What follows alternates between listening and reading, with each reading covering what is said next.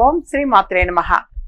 ధనుసు రాశి వారికి యథార్థంగా ఈ నెల మొత్తం కూడా అత్యద్భుతంగా కలిసి వస్తుంది అని చెప్పవచ్చు. ప్రధానంగా ఆరోగ్యం అనుకూలంగా ఉంటుంది. గత కొంతకాలంగా ఎవరైతే అనారోగ్యంతో బాధపడుతూ ఉంటారో వాళ్ళందరికీ కూడా కలిసి వచ్చేటువంటి మాసం ఈ మాసం. ఆర్థికంగా కూడా కలిసి వస్తుంది. గతంలో ఏవైతే పనులు జరగలేదు అని ఇబ్బంది పడి ఉంటారో ఆ పనులన్నీ కూడా పూర్తయ్యే అవకాశం ఎక్కువగా ఉంటుంది. సంతాన విషయంలో శుభవార్తలు వినే అవకాశం ఎక్కువగా ఉంటుంది. అలాగే చదువు, పరీక్షలు, పోటీ అంశాల్లో అనుకూలత అనేది కూడా ఉంటుంది.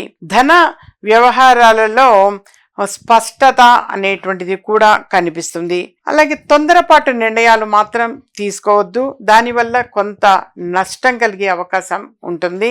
శుభవార్తలు వినగలుగుతారు, శుభకార్యాలు చోటు చేసుకుంటాయి గృహంలో తప్పనిసరిగా.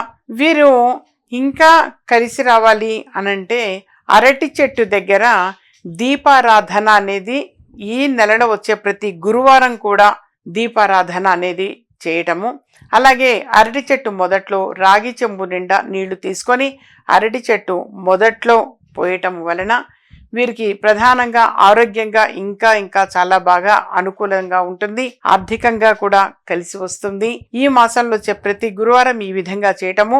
అలాగే ఒక్క గురువారం రోజైనా సరే 1 కేజీ బాబు శనగలు అనేవి గుగ్గిళ్ళుగా చేసి, అంటే వాటిని ముందుగా నానబెట్టి ఉడకబెట్టి తాలింపు వేయటం అని అంటారు. శనగ గుగ్గిళ్ళు అవి గణపతి దేవాలయంలో నైవేద్యం పెట్టి ప్రసాదం పంచటం వలన, అంటే గురువారం రోజున ప్రసాదం పంచటం వలన వీరికి అన్ని విధాలుగా కూడా కలిసి వచ్చే అవకాశం ఎక్కువగా ఉంటుంది.